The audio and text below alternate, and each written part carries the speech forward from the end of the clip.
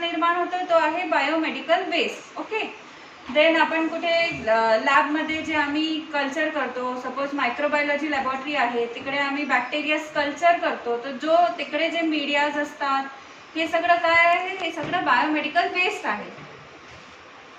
Basically biomedical waste हा आपल्या healthcare मधला म्हणजे आपण सेपरेट नाही करू शकत. हा आपल्याला आयडियली जे ते रूल्स आहे ते सगळे बायोमेडिकलचे हे फॉलो करावंच लागतात. ओके.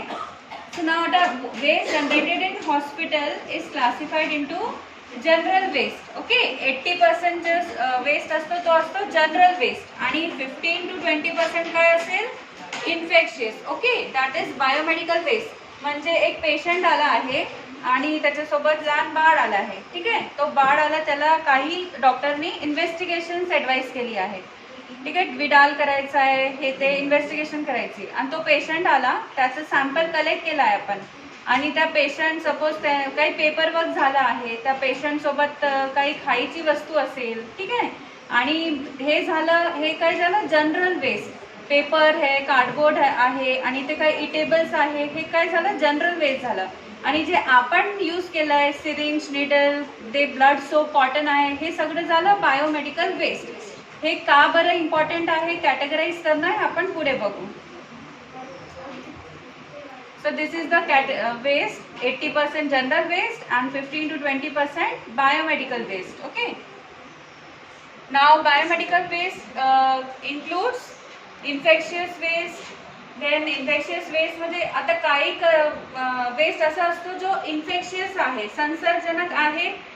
ओके. आणि काही असतो तो संसर्गजनक नाही आहे पण आपल्याला तो हानिकारक आहे. For example blood soap, cotton आहे, प्लासेंटा आहे, निडल आहे, युज्ड निडल्स आहे, हे सगळं काय इन्फेक्शियस आहे, याच्याने इन्फेक्शन ट्रान्समिट होऊ शकते. ठीक आहे. पण जर आम्ही एक्सरे बघितलं, जर एक रेडिओलॉजी डिपार्टमेंट आहे, तिकडे जे एक्सरे फिल्म असते याच्याने काय इन्फेक्शन स्प्रेड होणार का, नाही. पण तो आपल्याला हजार्डस आहे, त्याच्याने आपल्या जे कार्सिनोजेनिक हे म्युटेशन्स होऊ शकतात. ठीक आहे, तर तो आपल्याला हजार्डस आहे पण इन्फेक्शियस नाही आहे. Then as I told, microbiological waste. Then waste शाफ्ट, जे निडल, सिरिंजेस, स्काल्पेल्स हे जे जनरेट होतात ते सगळं काय आहे, infectious waste. Now blood stain, cotton, linen, bedsheet आहे, त्याच्यावर ब्लड सांडलं आहे, तर हे सगळं कशात येणार, infectious waste. Okay. Then I told non infectious but hazardous, याच्यात काय येणार आहे, डिस्कार्डेड मेडिसिन, तेही इन्फेक्शियस नाही आहे पण ते आपल्याला हजार्डस आहे. देन केमिकल वेस्ट, काय डिसइन्फेक्टंट यूज करतो आपण, ते जर एक्सपायर झाले तर तेही आपल्याला हार्मफुल आहेत, ते डिस्पोजल त्याचं बरोबर करणं हे महत्त्वाचं आहे. Now why there is need for this biomedical waste management. Okay. झालं बाई, इकडं कचरा जमा झाला, आपण नॉर्मल जसं रुटीनली डिस्कार्ड करतो, करा मोकळे झाले. जर कॉमन वेस्टमध्ये मी एक निडल, सिरिंज असं डिस्कार्ड केलं, काय होणार, ते जाणार. जर ते कॉमन पब्लिकमध्ये झाला तर त्याच्याने काय होणार, जे ब्लड बॉर्न इन्फेक्शन्स आहे, HIV, हेपॅटायटिस, हे पसरण्याची शक्यता आहे. ओके. तर दुसरं झालं की जे आपण suppose diarrheal ward, infectious ward आहे, तिकडचं वेस्ट आपण बरोबर डिस्कार्ड नाही केलं आणि ते कॉमन आपले जे वॉटर सप्लाय आहे त्याच्यात गेलं तर काय होणार, जे इन्फेक्शियस जे एजंट्स आहेत ते त्या वॉटरला पल्यूट करणार. ओके. आणि दुसरं pollution, air pollution. Okay. So basically biomedical waste steps in management of biomedical waste include, first step is segregation. Okay. Segregation म्हणजे विलगीकरण. आता हा का बरं महत्त्वाचा आहे, एक OPD आहे, त्याच्यात पेशंट येत आहे, मी त्यांना ट्रीट करत आहे, मी सॅम्पल कलेक्ट करत आहे किंवा इंजेक्टेबल्स देत आहे, आणि जर मी तो सगळा कचरा जे काही, आता आपण घरातही राहतो तो कचरा होतोच जमा. ठीक आहे, त्यालाही आपण वेगळं करतात, जो ओला कचरा आहे तो वेगळा ठेवतो, ड्राय कचरा वेगळा ठेवतो, आपण घरातही असं मेंटेन करतात ते मॅनेजमेंट. ओके. तर हॉस्पिटलमध्ये तर हा जास्त महत्त्वाचा आहे. जर मी सगळं काही एकाच याच्यात हे केलं, डिस्कार्ड केलं, ठीक आहे, तर काय होणार, तो 80% जो जनरल वेस्ट होता आणि हा 20% इन्फेक्शियस होता, तर मला 20% इन्फेक्शियस वेस्ट ट्रीट करणं सोपी आहे की सगळं 100%, कारण हे मिक्स झालं तर काय होणार, 100% काय होऊन जाणार, इन्फेक्शियस. तर त्याच्यासाठी आपल्याला अगोदरच हा जनरल वेस्ट सेपरेट करायचा आहे, म्हणजे विलगीकरण करायचं आहे त्याचा, आणि तो कुठे जातो, तो म्युनिसिपल वेस्ट म्हणून तो म्युनिसिपालिटी त्याला प्रोसेस करते फर्दर. ओके.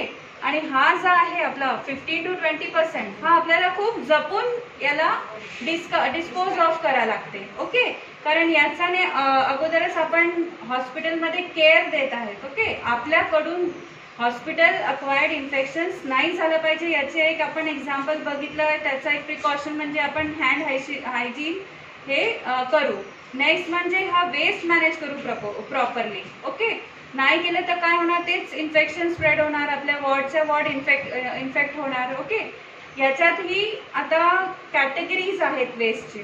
तर हे सगळं आपण काय करतो, असेल ना आपल्याकडे ही yellow bag, red bag, then white असते puncture proof container, blue cardboard box. Okay. याच्यात आपण वेगवेगळं वेस्ट डिस्पोज करतो, आणि ते झाल्यावर काय करतो आपण, ते सगळं होऊन, आता फॉर एक्झाम्पल मी मेडिकल कॉलेजची एक्झाम्पल देणार आहे. सगळ्या वॉर्डमधला कचरा ते सेग्रिगेट करतात. आणि इम्पॉर्टंट म्हणजे असं नाही की मी आता झालं बा कॉटन झालं, हे झालं, सगळं मी जनरल वेस्ट ब्लॅकमध्ये टाकलं, मग मी इन्फेक्शियस वेस्ट एका जागी जमा केलं, आणि नंतर म्हटलं हा मी रेडमध्ये टाकतो, ब्लॅकमध्ये टाकतो. असं करतात का आपण? नाही. तर important is segregation at the place of generation. जिकडे जनरेट होत आहे तिकडेच आपल्याला त्याला विलगीकरण करायचं आहे त्याचं. ठीक आहे.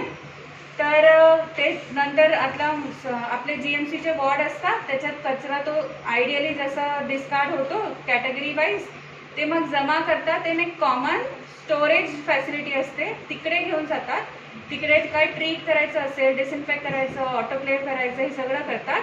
आणि मग हा कचरा जातो एक common biomedical waste treatment facility आहे बडनेराला. आपल्या इकडचा कचरा बडनेराला जातो, आणि तिकडे मग त्याचं जे रेड बॅगचं पुढे काय करायचं आहे, ऑटोक्लेव्ह करायचं आहे, ते होते. ॲनाटॉमिकल वेस्टचं इन्सिनरेशन, जे म्हणजे ते बर्निंग टू ॲश, हे वेगवेगळ्या पद्धतीचे आहे. प्लास्टिक वेस्ट असतो त्याचं काय ते करतात, श्रेडिंग करतात. म्हणजे बॉटल्स असली, IVची बॉटल आहे त्याला श्रेड करून टाकतात, म्हणजे एकदम हे की ते रियूज नाही करायला पाहिजे. त्याच्यासाठी आपण प्लास्टिकची पाणीची बॉटल काय करतो, यूज केल्यावर असं त्याला असं करून टाकतो ना, तसंच हे वेस्टचेही वेगळे कॅटेगरी पुढे याची ट्रीटमेंट असते. शार्प वेस्ट असतो जो, तोही आपण वेगळ्या याच्यात शार्प पिट्स असतात, म्हणजे गड्डे केलेले असतात दूर, गावाच्या दूर, त्याच्यात टाकून त्याला लॉक करून ठेवतो. हे सगळे ते कॉमन फॅसिलिटी जे आहे बडनेराला तिकडे करतात. ठीक आहे. कारण हे कॉमन पब्लिक एरियामध्ये आपण नाही करू शकत, जे आपले रेसिडेन्शियल एरिया आहे तिकडे हे डिस्कार्ड नाही करू शकत. ओके. आणि तर हे बघू आपण 4 categories, the main 4 categories. Okay. तर एक असते रेड, पेशंटला कॅथेटर लावला आहे. ठीक आहे. IV सेट लावला आहे, IV बॉटल आहे, प्लास्टिकचे ग्लव्स आहे. हे सगळं कशा टाकणार, PP, जे प्लास्टिकची PP आपण घालतो, हे सगळं कशा टाकणार आपण, रेड बॅगमध्ये. ओके. किती लोक याच्यात आपल्या फॅसिलिटीमध्ये आहे हे असं वेगळं केलेलं, सगळ्यांच्या इकडे आहे, सगळे प्रॅक्टिस करतात, चांगलं आहे. एवढी बॅग्स मी जमा झाली, आणि या माणसाला म्हणजे तो जो अलॉटेड आहे पर्सन ट्रान्सपोर्ट करणारा, त्याच्याकडेही डॉक्युमेंटेड असते हे सगळं. आणि रेड बॅग त्याच्यावरही एक पेपर लिहिलेलं असते की या वॉर्डमधल्या या सिस्टरनी एवढा कचरा या माणसाला दिलं. ठीक आहे. एवढं डिटेल्स इम्पॉर्टंट आहेत, कारण जर तुमच्या वॉर्डमधला कचरा इकडे तिकडे, सपोज गायनी वॉर्डचा कचरा, प्लासेंटा आहे, हे सगळं इकडे तिकडे सापडलं, तर ते त्याच्यावर ॲक्शन्स होणार. त्या पर्टिक्युलर वॉर्ड जो पर्सन आहे इन्चार्ज, त्याच्यावर ॲक्शन होतात. ओके. सो रेडमध्ये आपण सगळं प्लास्टिक वेस्ट टाकतो. ओके. येलोमध्ये सगळं जे कॉटन आहे, मग बँडेज आहे, लिनिन आहे soaked with blood, mask, placenta, yes, हे सगळं आपण येलोमध्ये टाकतो. आणि कसं 4 कॅटेगरीज आहेत. तर सगळ्यात अगोदर तर ही बॅग कशी असते, रेड आणि येल्लोसाठी असते bag, that too non chlorinated bags. अगोदर कशी असायची, हे क्लोरिनेटेड बॅग्स. ओके. तर ते पुढे जे ऑटोक्लेव्ह करतात किंवा बर्न करतात, कॉमन ट्रीटमेंट फॅसिलिटी होते, त्याच्याने काय व्हायचं, air pollution because of the chlorine content. So now आता त्यांनी काय मॉडिफाय केलं आहे, non chlorinated bags are used. Okay, in case of yellow and red या दोघांसाठी बॅग असते. ओके, आणि त्याच्यावर सगळं डिटेल असते, सायटोटॉक्सिकचं लेबल असतो. हां, सायटोटॉक्सिक वेस्ट आहे म्हणजे तो इन्फेक्शियस वेस्ट आहे, बायो हजार्ड याचं सगळ्यांचं लेबल असतो. देन आहे आपला ब्लू बॉक्स. ब्लू कंटेनर आहे का तुमच्याकडे? काय टाकणार ब्लू कंटेनरमध्ये? वायर्स, एम्प्यूल्स, शार्प्स नाही टाकणार त्याच्यात. ब्लूमध्ये काय टाकणार आपण? वायर्स, एम्प्यूल्स जे आहेत ना, मेटॅलिक इम्प्लांट्स आहेत, हे सगळं टाकणार आम्ही ब्लू बॉक्समध्ये. ओके, त्याच्यानंतर हे ते आपलं पंचर प्रूफ कंटेनर. इम्पॉर्टंट काय आहे पॉईंट, पहिल्या दोनसाठी काय होतं आपल्याकडे, प्लास्टिक बॅग्स होते, याच्यात स्ट्रेस करायचं आपल्याला पंचप्रूफ कंटेनर्स. ओके, कारण याच्यात आपण काय टाकणार, शार्प्स टाकणार, निडल्स, स्कॅल्पेल्स हे सगळं टाकणार. ओके, ते हे पाहिजे आपल्याला पंचप्रूफ. आणि त्याच्यात काय असतो, डिसइन्फेक्शनसाठी हायपोक्लोराइड सोल्युशन. ओके सर, हे सगळे आपण वेगळं कलेक्ट करतो, यांची ट्रीटमेंट वेगळी असते, कशाला ऑटोक्लेव्ह करायला लागते, कशाला डिसइन्फेक्ट करून आपण शार्प पिट्समध्ये टाकतो. आणि हे जे मेटॅलिक इम्प्लांट्स आहेत, ग्लास जो आहे ब्लू बॉक्समध्ये, त्याला पुढे कधी कधी डिसइन्फेक्ट करतो, रिप्रोसेस करतो आणि ते रोड बिल्डिंगसाठी म्हणजे ते आपण रिसायकल करता येतो. म्हणजे याचा यूज पण आहे आणि काही वेस्ट आपल्याला सरळ बर्न करायला लागते टू ॲश. ओके, आणि सिरिंज विथ निडल कशात टाकणार आपण? फिक्स्ड निडल आहे आणि सिरिंज आहे, ते कशात टाकणार आपण? हां, फिक्स्ड असेल तर व्हाईटमध्ये टाकणार, निडल शार्प्स व्हाईटमध्ये जाणार. आणि सिरिंज विदाउट निडल, हे सिरिंज फक्त असेल तर आपण ते रेडमध्ये टाकणार. ठीक आहे.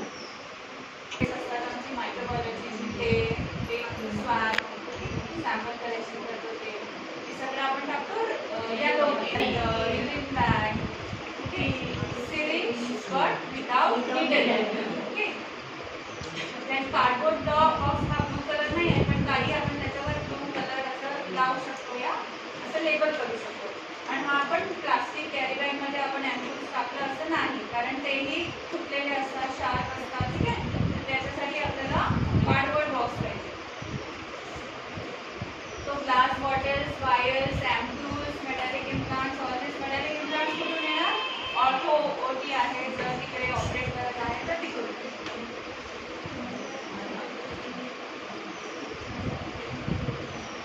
आणि white container. Okay, this is for the sharps. आणि this is the label of bio hazard and cytotoxic. हा सगळ्या ज्या बायो हजार्डचे जे बॅग्स असतात त्याच्यावर हा लेबल इम्पॉर्टंट आहे. ओके, आणि ट्रान्सपोर्ट आता तुमच्याकडून घेऊन